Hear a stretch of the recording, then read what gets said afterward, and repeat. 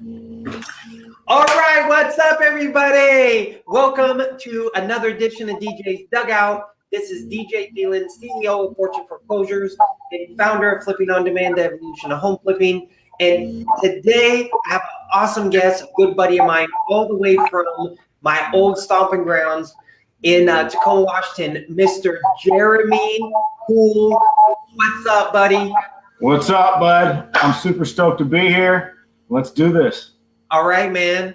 So it took us a few minutes, man. We're kind of technically challenged, I guess. But I definitely am for sure. Hey, man, with you and me being tech, if we can't figure this out, we got. Why are people listening to us, right? That's right. And they want to shoot my video and sell me properties, but they can't even figure out how to do a video conference call. Technology. Yeah, man. Yeah. We don't want to lose any clients over that. So, No. So anyway, Jeramy, I'm hearing a little bit of an echo. Do you hear that? I don't hear it on your side. Okay, I'll turn mine down a little. Let me see. Maybe it's my volume. We'll get this. Okay, maybe that fixed it a little. I'm fine on my end. You're fine on your end? Yeah. Okay. So basically, the whole reason we wanted to come back together, man, was to work out any kinks, and that's life, man. That's life, baby. That's it. So hey, man. So Jeramy is those of you watching. Jeramy is the founder. I'm gonna try to turn this. Let me try to mess with this a little bit. Take the echo away. Let me see. Let me see it. That help, buddy, or you're not hearing that? It's not as bad on your side? Yeah. Okay. I think it sounds pretty crisp. It sounds pretty crisp on my end. Okay, sounds good. So Jeramy is the founder of Real Estate Social. And since I'm the one with the echo today, I'm gonna let you do most of the talking, man. So you better have your shoes on, man. All right. So Jeramy Poole, we met about 6 months ago. Jeramy is the founder of Real Estate Social and also of The Moment. He created a show that has caught fire and taken off. I call him the Gary Vaynerchuk of the real estate world. So share it to people, Jeramy. I'll try to fix this feedback here, but share it to people a little bit about, I guess, how you came about getting into real estate and how it all started for you. Yeah, sure, no problem. So I've been an entrepreneur really my entire life. Discovered mortgages back in 2009. Left mortgages, jumped into the tech world, startup world in San Diego, was doing that for a few years. Learned a ton about marketing, learned a ton about branding, especially personal branding. And then I jumped back into the real estate business, moved from San Diego, came back to Tacoma, Washington, and quickly realized, holy crap, I don't think I like mortgages. I don't think I want to do this anymore. In the way that a traditional mortgage banker would try to acquire business. And so I quickly realized, like in the first 30 days, I realized that I wanted to use some of the branding techniques and some of the marketing techniques I learned as an entrepreneur in the mortgage space, because one thing I knew is that if I can get in front of top brokers and meet them face to face, I can convince them to use me as their preferred lender. Sure. Of course I can close your loan on time. Of course we have good rates and great turn time, but more than anything else, I had more business experience, more marketing experience than the average lender. And so thought process was this: I've been out of this market, which is the Seattle, Tacoma market, for about 4 or 5 years now. Nobody knows who I am. And so how do I drum up business? And so I did something that was scary for me, which was throw a party. At this point in time, I've never even threw a barbecue, let alone a birthday party or anything like that. So I don't know. I knew. Hey man, I think that's the answer to everything, right? Throw a party. Yeah, I don't know. If you're struggling, throw a party. Throw a party. Throw a party.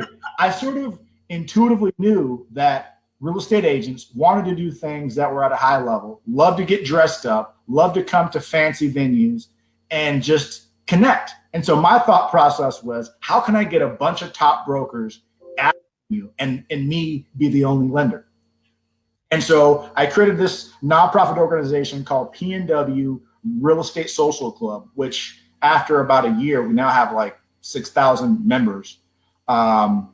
And so we throw a party. I think it's September 9th, 2016. I'm back in the space of real estate. It's been like 45 days at this point. I market this party on Facebook. I've never really marketed really anything quite at this point on Facebook, but it worked like gangbusters. We had 84 people show up to the party. It was scary because day of, I was such an amateur that I didn't even have anybody RSVP.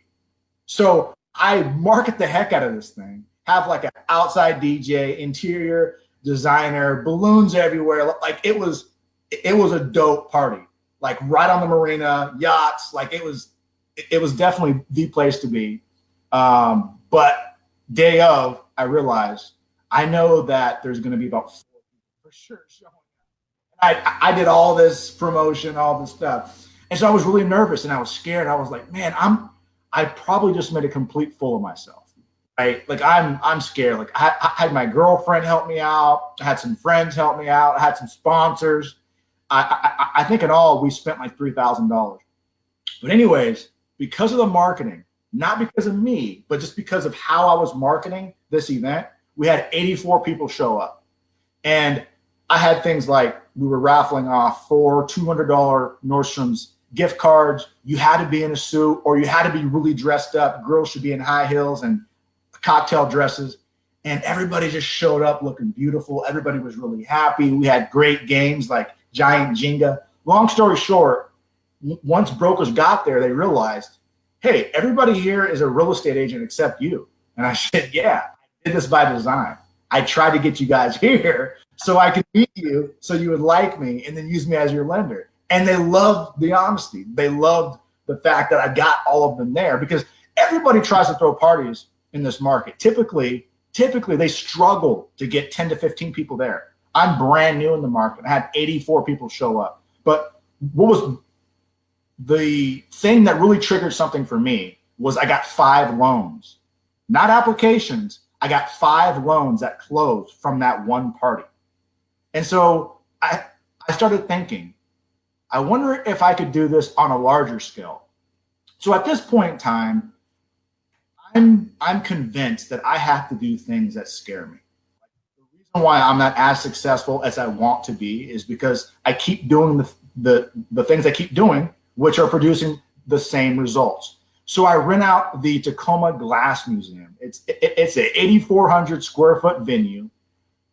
And I'm just spending money hand over fist, not realizing how expensive this party is going to be. Luckily, I get sponsors like American Family Insurance, Ticor Title, all kinds of companies. Again, just being bold and just saying, I'm going to throw this party. It's going to be the biggest, baddest, sexiest party in Tacoma in history. And you want to be a part. I have no experience. I threw one party and had some success. So long story short, we market the heck out of this thing. And by that, I mean, like we spent like $1,100 on Facebook, not much. At the time, I'm thinking like, that's a lot of money to spend on Facebook, but it's not really. Long story short, we sold 474 tickets at $100 a pop. And it was the biggest event the Glass Museum has ever had. Usually they have like really large companies, right? Who are doing company parties, or usually it's not some dude who's trying to drum up business. And I think because of our marketing approach, again, I don't have a marketing background at all. I was just doing things that I thought would be attractive to me. Meaning, if there was a real estate broker or a escrow person or whoever, but if they were throwing a party that seemed like the place to be, regardless of what industry you're in, I would go. And the party was really successful. It cost us like $48,000 in total, so it was definitely a party. This is a good thing that I think a lot of people need to hear, man. So because a lot of people, well, why would I invest in this course? Why would I invest in this program? Why would I invest with this mentor? Why would I do this? Why would I spend money doing that? It's like, listen, man, like people are spending 60 grand a year for 1 year of college and getting nothing out of it. Getting nothing out of it. And you're like, hey, I stepped out in faith and just said, hey, I'm going to give this a shot, see what happens. So Right. You invested about 3 grand in the first event, got 5 loans. What did you make out of those 5 loans? Like, I think in total revenue was like 27,000. Okay, so you invested 3,000 in your time, did something that was super fun, made some great connections, made some great friendships, and made over 20,000. And I think that's really important, man, for people to hear, whether they're watching this live or listening to the podcast, because, dude, so many people, right? They're like, well, I want to make the 20 first, and then I'll pay the 3. Right? Absolutely. And it's like, no, man, you have to put yourself out there. You have to jump off the cliff and find the freaking parachute on the way down sometimes. Most of the time, 100%, because the whole thing was weird for me. The whole thing was outside my character. But I intuitively knew that I had to do that. I just had to. And it was going to be hard. It was going to be uncomfortable. There was a huge chance of failure. And so that's a big one, I think, for me is I was willing to fail. And I knew if I failed, I would fail big, but I could brush myself off. And so I just did it. And so after the first one, we had some success, and I became really bold, and we threw a second party. And I don't want to lie, like, it was terrible. I hated the whole experience. It was really hard. I'm having to learn how to design and lay out venues and get insurance policies and raise money from sponsors and all of the legalities of that. Hey, so you said, then you went the second party. You said there was 474 people there at $100 a ticket. Yep. And then we raised about $18,000 from sponsors. So 47,000 plus another 18. So you had about $65,000. So yeah, it was just over 64,000.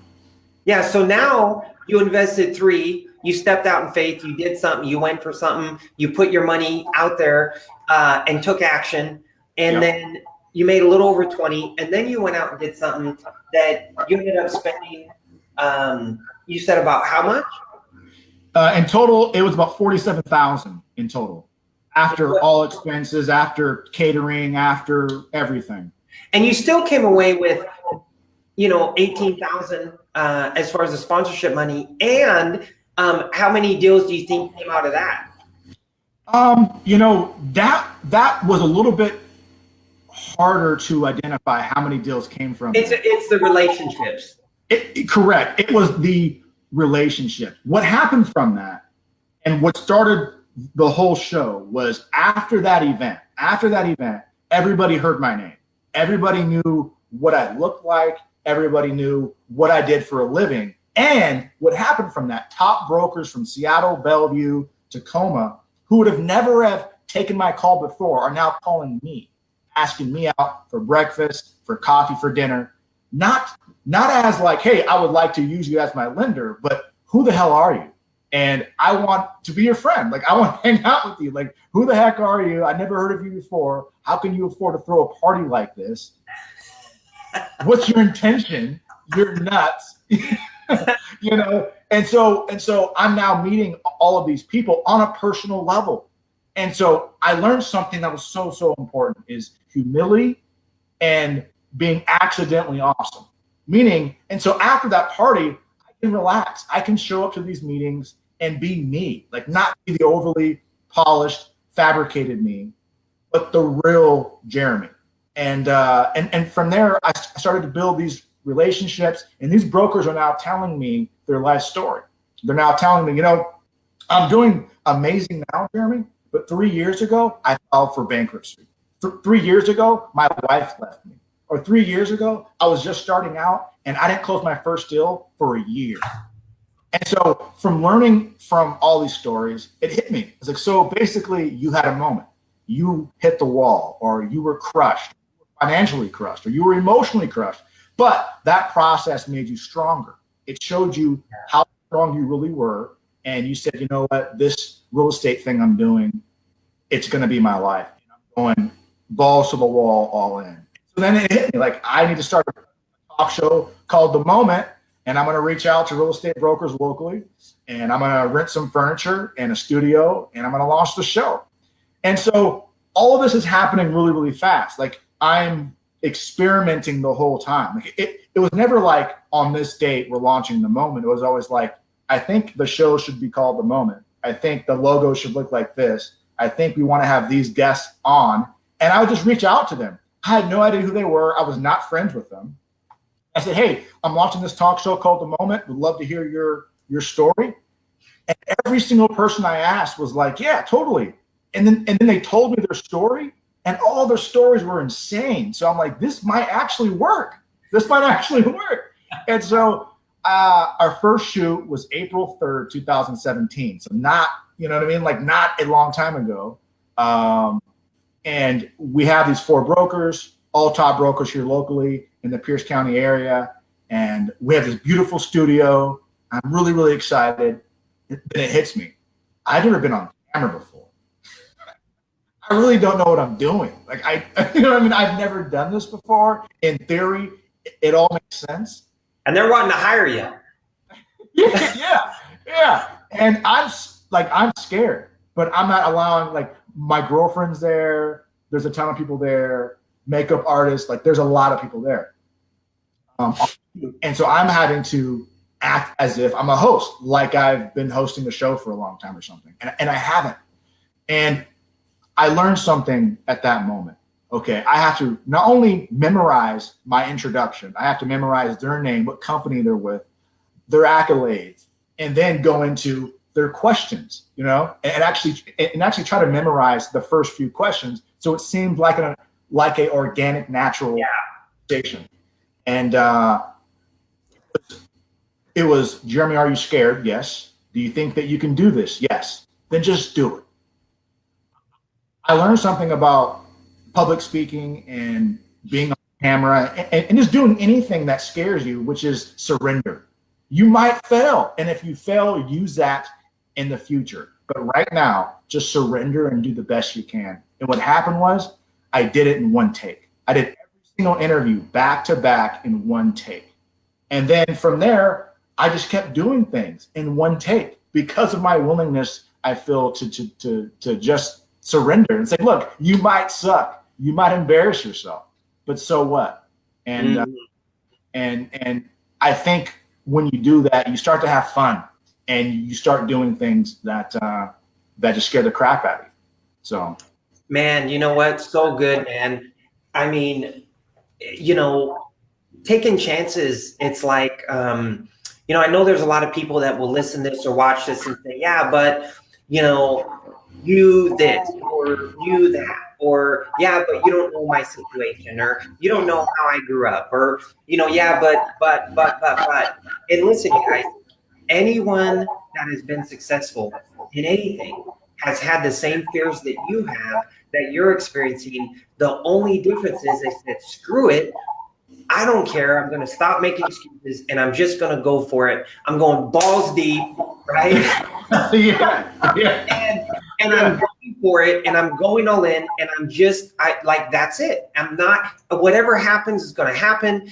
And the more that you do that, the more that I've done it, probably you as well, like in your life, buddy, is the more that we do this, the more that it becomes comfortable, and that comfort zone starts to expand. And now stuff that used to terrify you, it's like you just do like that. It's no big deal. You don't think about it. And then your comfort zone starts to expand. And as your comfort zone expands, now stuff that, like I said, used to scare the life out of you, is not even, it's just normal. And now you're expanding, and pretty soon you're doing things that you absolutely never thought that you would do. And you look back and go, wow, man, look at this crazy ride. Look at this, what I've been able to do over the last year. Probably what you're doing. Totally, man. Like I never thought that I'd be in marketing. I never thought that I'd be doing what I'm doing. I never thought that I'd be doing something so early in my life that I'm really passionate about, and I would do for free. I would do it for free. But now, we've acquired some skills and some talents, and now clients are more than happy to pay us. Hey, man, will you shoot me a video business card for free? So, yeah, just for you, bud. Yeah, no, man, it's crazy. I believe that all human beings were born with innate greatness inside of them. Yeah. And typically you're not going to find that greatness until you do the very thing that you're afraid of. And for me, it's a really simple formula. Do you want to do it? Yes. Are you afraid to do it? Yes. Then just do it. Like, that's the formula, because the stuff that you're already good at, or the stuff that doesn't scare you, that's not the secret sauce. Like, God or the universe or whatever you believe in, I believe, creates a barrier in front of your greatness. And you have to do the very thing that you are so scared to do, because it allows you to develop faith, not only in yourself, but in the grander scheme of things, And so from these things that I was doing that I would have never done, like in business, I'm a pretty social person, but outside of that, like, I stay to myself. And so by throwing parties and hosting events and having a talk show that, allowed me to travel all over the country, that was completely outside my character. And you expand your comfort zone in realizing just how capable you are to handle those situations that really would have scared you before. Oh, dude, absolutely. And something too that you actually explain it really good. I'll have you explain this, because I know that you love this this analogy. I was talking to someone the other day about patience, and they're like, I don't wait for anything, man. I go out and I make it happen, and if it's gonna be, it's up to me, and on and on and on and on. And I'm like, hey, listen, like, yes, I agree with that. I agree with the 10X. I agree with that. Patience doesn't mean that you're sitting on your ass and you're just like not doing anything. Patience is understanding that it's going to be a process, understanding that, hey, I'm going to chip away and put the work in every day. And I think a lot of times entrepreneurs, especially younger entrepreneurs, get the word patience, right, a little twisted.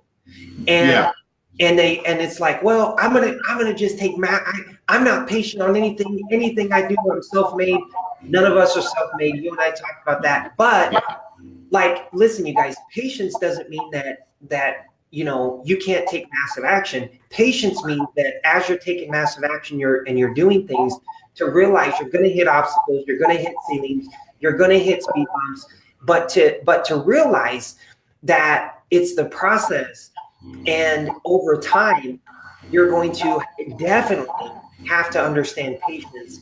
And you had a story about I think it was like a Japanese tree. And I know you and I talked. Tell that story. Yeah, sure. Who did I get? Basically, the story is about a Chinese bamboo tree. Okay. And with a Chinese bamboo tree, you have to water it, and you have to give it sunshine, and you have to nourish the soil for 5 years.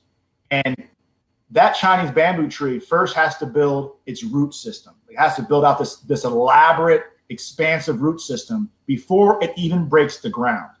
And if you try to like move the soil and check to see if it's growing, it will die. You just have to have faith that this Chinese bamboo tree is growing, and you have to water it and give it sunshine and nourish the soil for 5 years. You have to do this for 5 years straight without seeing any fruit, without seeing any kind of growth whatsoever above ground. And then all of a sudden it breaks ground after the 5 years, and it grows 90 feet in 6 weeks. Wow. the question becomes, did that bamboo tree grow 90 feet in 6 weeks or 5 years? And so with patience, I think, oftentimes, as you said, people get caught up in that. Definitely grind hard, definitely push hard, definitely 10x and go for the gold, but realizing that there's a certain becoming process, right? That bamboo tree, to grow 90 feet, it has to have a root system that can support, it has to have that strong foundation to support that kind of explosive growth. And so, if you look at Gary Vee, you look at Grant Cardone, you look at anybody who's done anything who just seemed like they just showed up on the scene, if you actually do research, you'll realize that they hustled and grind and just kept their head down for a long time. Kevin Hart, everyone who did anything big, they had to build a big, strong foundation, a foundation of discipline, of focus, of knowledge, of network, of friendships. You have to have enough going on so that rocket ship that you're trying to build can launch and can bust out of orbit and land on the moon. And I've been okay with that. I've been okay with the fact that if I'm going to launch this rocket ship and land on the moon, it's going to require a strong foundation and a lot of correction along the way. Yeah. That's funny too, man. Talking about correction. It's like, we all go through stuff, listen, you guys, I'll admit, I have failures every day. I have stuff that I think about that I shouldn't. And I'm like, where did that thought come from? Just like that was toxic, but I think it's just a matter of being conscious and being aware. And, but like what you were talking about is realizing like, hey, you know what, this is a process. Yes, it's going to take time, but you look at people like Kevin Hart, right? You hear his story on how he was grinding and in hundreds of comedy clubs a year, and so it's same thing, right?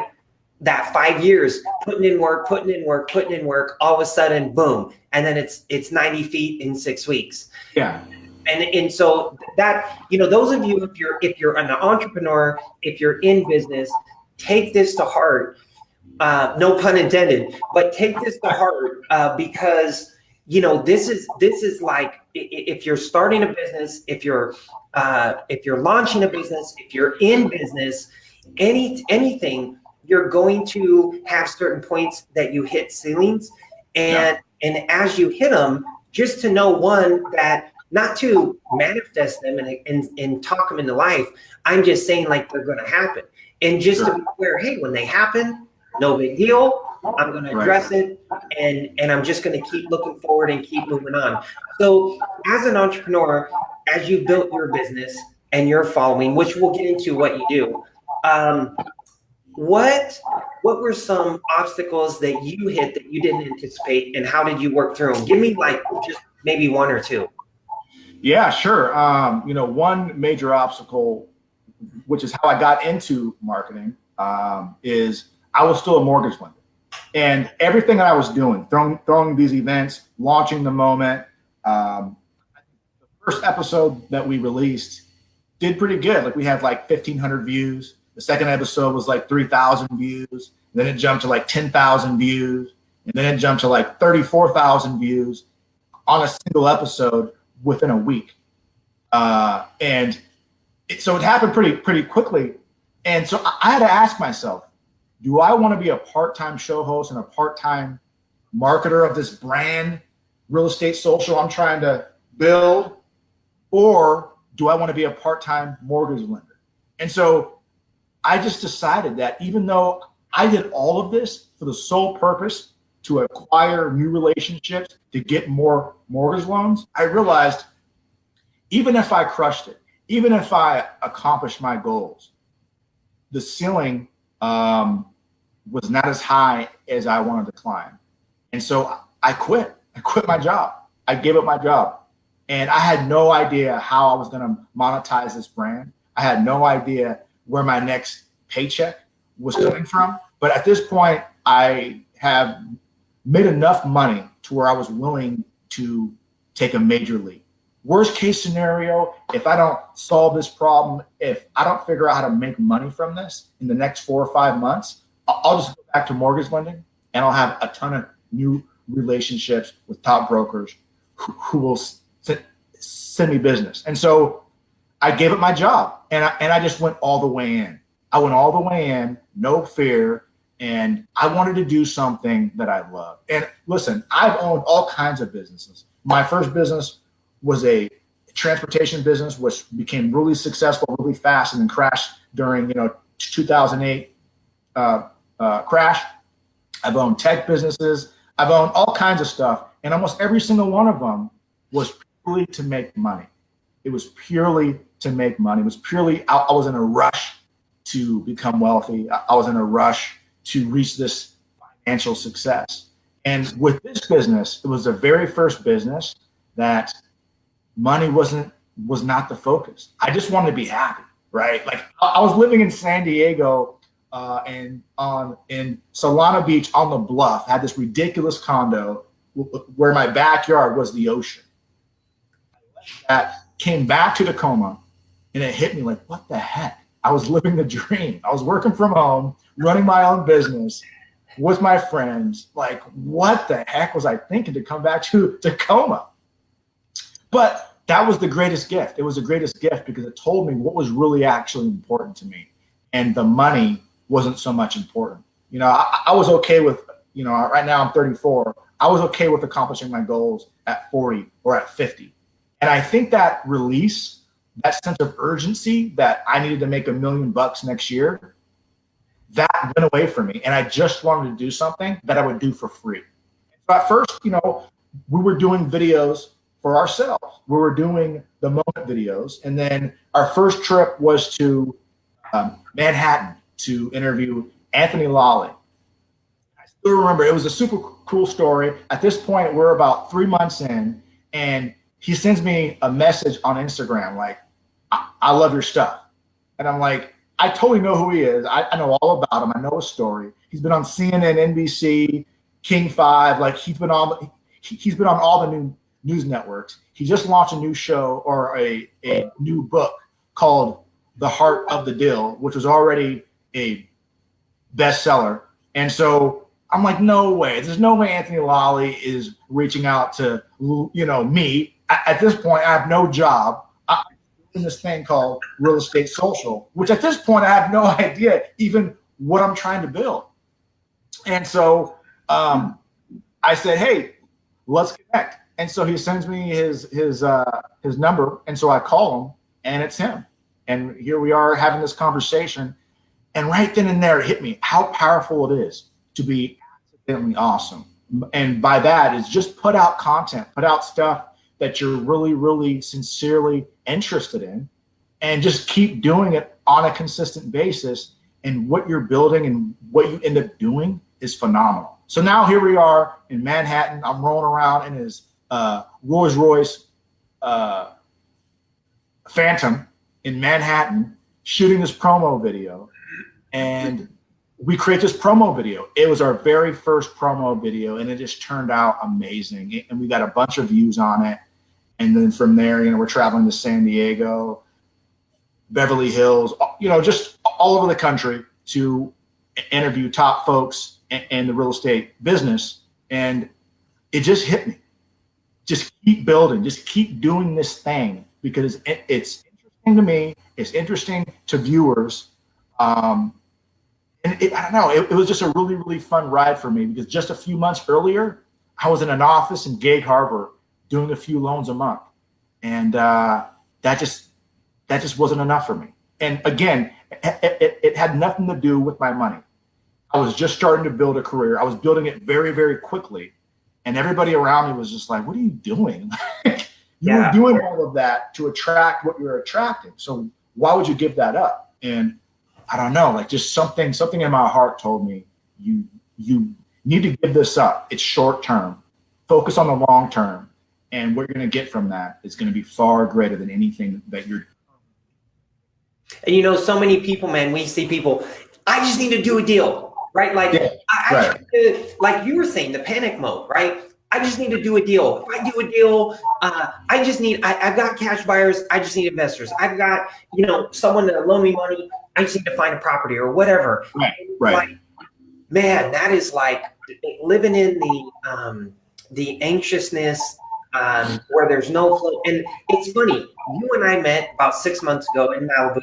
And when we met, I was talking about, hey, I want to do my own show and things like that. Came out, dug out, and well, first started, I had to take a wholesaling and change it because I started seeing so many people that would come. Are you hearing a little echo?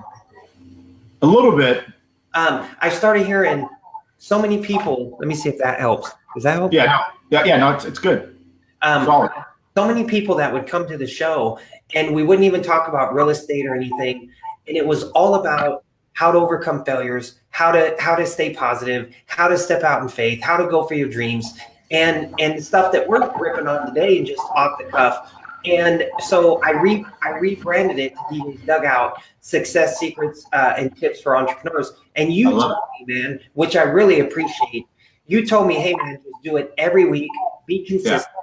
Yeah. And even though at first I had a bad microphone, well, this one is echoing, so I don't know what's going on. But so I didn't have a good microphone, had a crappy camera, and I'm like, screw it. I'm just gonna do it, and because it's so easy to go, well, I want to do it. I want to really wait until I get this office over here that looks at the Capitol Record sign that's right there and the Hollywood sign, so I can have that. Right? It's you wait for stuff to be perfect, and it's never going to be perfect. It's never going to be perfect. Yeah, it's never going to be ideal to leave your job, to go for your dream, to buy a house, to flip a house, to start a business, to have a kid, leave your job. It's never going to be perfect, you guys. If you're waiting for something to be right in your life, you're going to wake up and be 60, and you could, and just go, wow, man, life will pass you by. And so, I mean, right? Oh yeah, I mean, 100%. I was watching this YouTube video on the life of Steve Jobs, and it was so impactful to me at that time because at that point in time, I just gave up my job, and I'm thinking to myself, like, am I making the right moves? Like, what am I doing? I'm just following my heart. I mean, I'm not a young man. I mean, I'm still young, but I'm not like 21 or something. And so in this video, Steve Jobs talked about practice out loud. Practice out loud. Never expect to be perfect. Do the best you can with the intention and the expectation that you're going to improve, you're going to evolve, and you're going to become because of the things that you're doing. And that has always stuck with me, to practice out loud. And so now if I'm speaking on stage, or if I'm doing something like this, or if I'm meeting with a client, it's okay if I fail. It's okay if I'm not perfect. It's okay if I'm not wearing the perfect outfit, or if I don't say the perfect things. I'm always becoming better because I'm willing to do the thing that the other guy is not willing to do. And so, for entrepreneurs out there, especially if you're creating technology, especially if you're trying to do something that's unique and brand new, don't worry about if all the lights are green. They're never always going to be green. Just do it, especially if you're passionate about it, especially if you're willing to do it.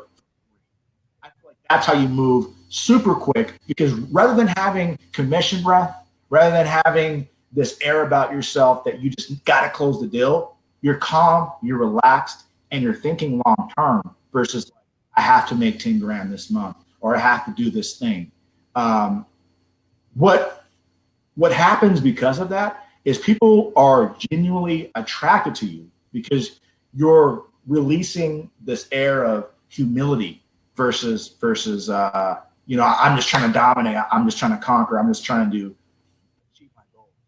And again, this was really the first business in which I had that mindset. It wasn't even like a book I read, or nobody gave me this advice. I just felt it in my heart that I'm at this age where I want to do something great in my life, but it's hey, if it happens 10 years down the road. But today, I want to wake up and do something that I'm really excited about. And it was not closing loans. Yeah, and it's funny, man. I was just telling someone yesterday. I said, man, maybe it was today. My favorite thing doing is doing this show. Right? Doesn't much. Awesome. Someday, maybe we'll have sponsors and things, but it doesn't make any money. But yet, this is the funnest thing that I get to do. And then my academy, calls. So I've started to learn about myself, like the things that I actually enjoy the most, and am passionate about, are things that don't even have anything to do with making money. And so yes, we have to make money, and yes, but at the same time, I think people just, I saw Mark Evans talking about, who's a good friend of you and I saw a DM talking to Dayman on a live, and it was so spot on, Jeremy. He was talking about systems, and everyone's like, I want to wait till the system. All right, this needs to be right, and this is like, dude, when I first started flipping properties, I had a freaking notepad and a cell phone. There was there was barely an internet. I mean, there was maybe a Google, I guess, back in 2005, I guess there was, but it was just like, and so many people now, well, I couldn't get onto this software, right? Or, well, I tried finding these buyers, but the software wasn't working. It's like, well, shit, man, like, figure it out. You know what I mean? Yeah. Like, I mean, it's like, go knock on, what can you do? You can send them a mail, you can mail them, you can go knock on their door. You can resourcefulness. Be resourceful, right? Yeah. And like, go on YouTube and find, how can I find someone's cell phone number, right? Or whatever, I don't know. But it's so easy now. And sometimes it's just like, it's so easy to get caught up in people want to have the right systems. And it's like, listen, man, if you take massive action and are excited about what you do, you can literally mess a lot of stuff up, and you're still going to be successful. 100%. I mean, I think that we live on this spiritual plane. Human beings, like, we have flesh and blood and bones and all that, but we are energy.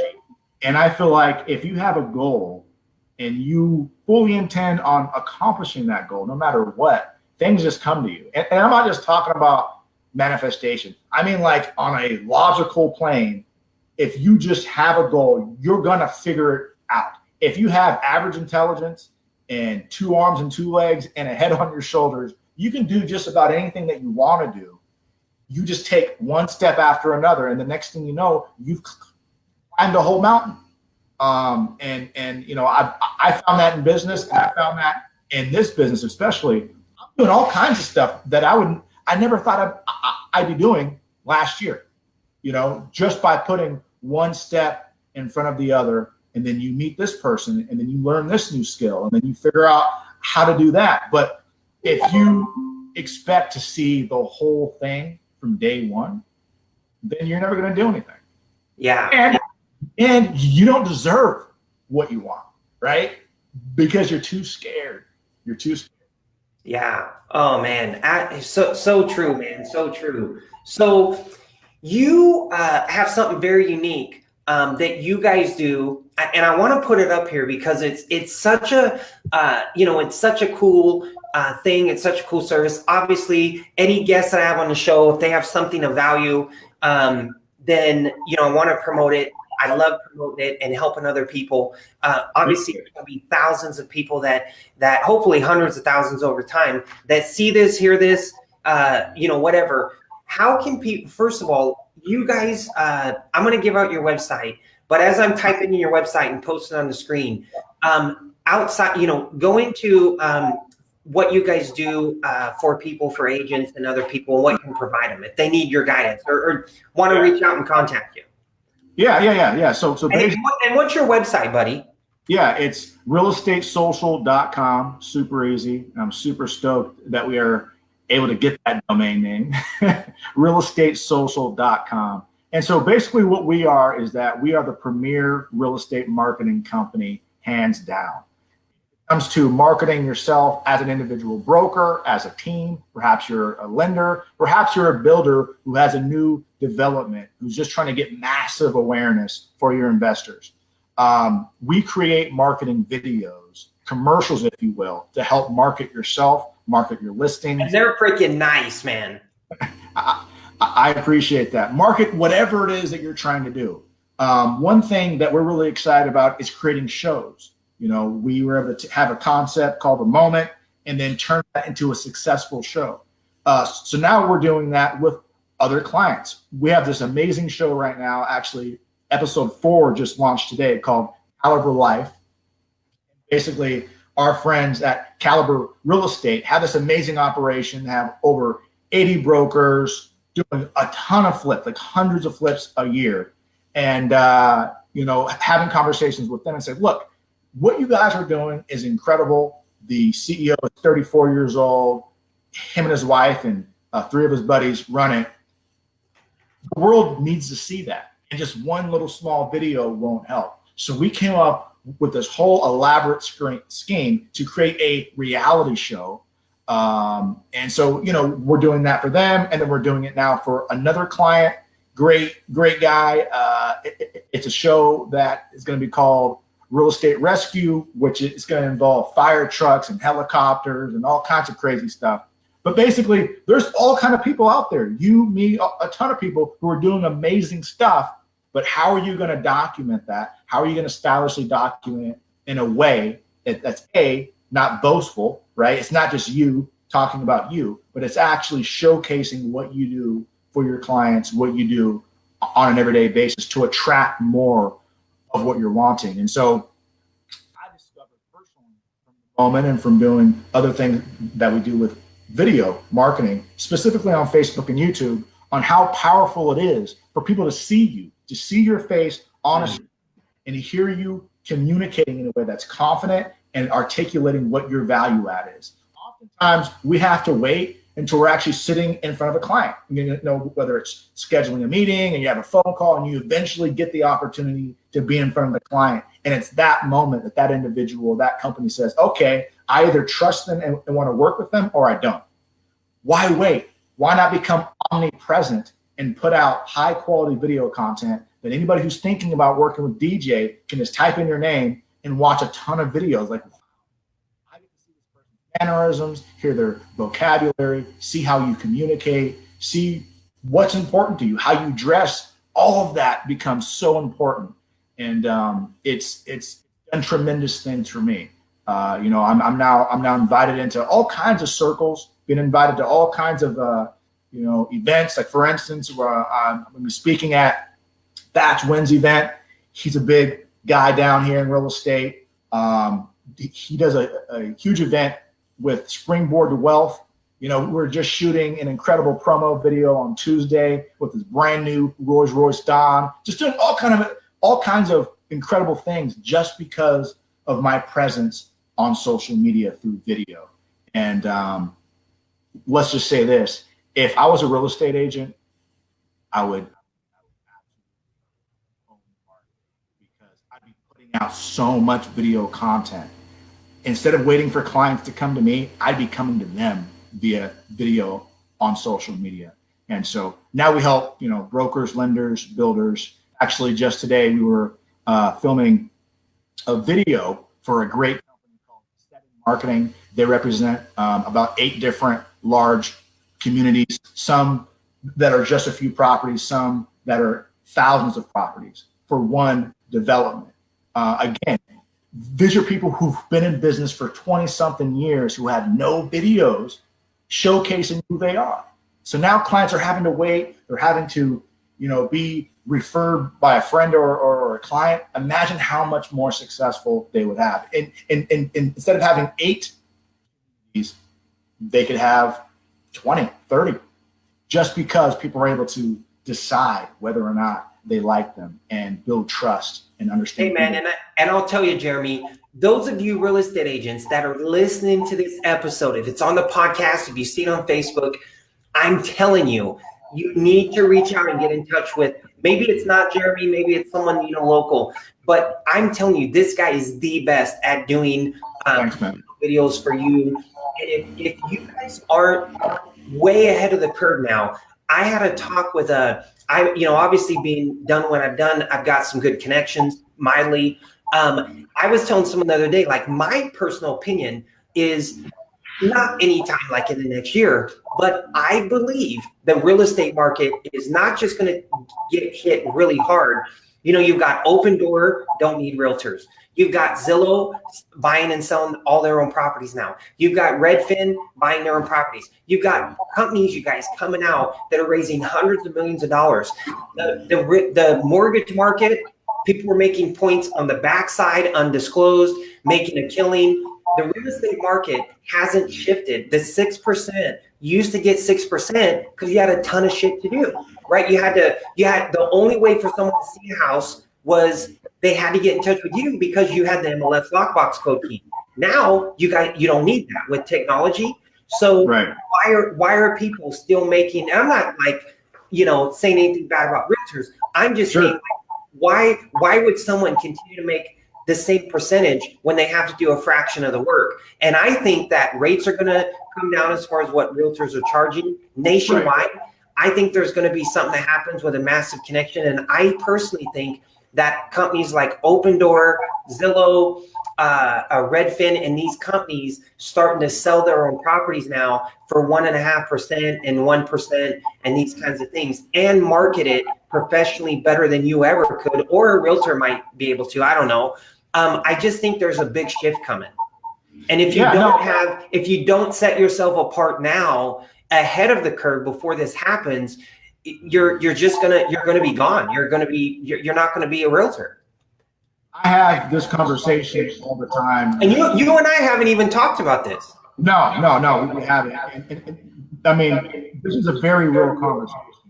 I have this conversation with a lot with top brokers who are friends of mine, and that conversation goes like this: Jeremy, I'm making more money than I've ever made in my life right now, and I understand the market is going to shift. It's already shifting. And here's the thing I understand is that right now I have a name and I'm doing well. I want to become a brand, because as soon as that market shifts, a lot of these real estate agents are going to be phased out, and I want to capture all of their business. And the only way to do that is to become a brand. Because if you're just listing properties on the MLS, not really doing video, your website is not banging, listen, in my mind, you need to become an expert marketer who sells real estate. Well, people are getting away with it now because the market's hot. So everyone wants to get their license, throw it on MLS. Oh, it's sold in a day. And people that don't even know what they're doing are hitting home runs right now, just because it's so hot. And so in our market, it's already starting to shift. And so LA, it's totally shifted. We're getting more, like, I'm getting more and more calls right now from top brokers because they're realizing, hold on now, I was killing it 6 months ago because the market's hot, not because I'm amazing at listings, not because I have this incredible strategy or machine, all because I'm in real estate and the market's hot. And so if you're watching this, if you're in real estate, become a brand. Spend time understanding how to become a brand, and video has a big, humongous part of that. In fact, so I do a lot of seminars now, all on video. Facebook is saying by 2019, by the end of 2019, all content that you'll see on Facebook will be video. Here's why, is that their algorithm wants video. And if you post a picture, if you just post a message, their algorithm will chew it up to where nobody will see it, because Facebook is an entertainment platform. That's what everyone forgets. Yes, it allows you to connect with people and send messages. Facebook is all about entertaining their viewership. And if you're not creating content that is easy for people to consume quickly, and the best way to do that is through video, guess what? You're going to become irrelevant. And, or you're going to become a local celebrity.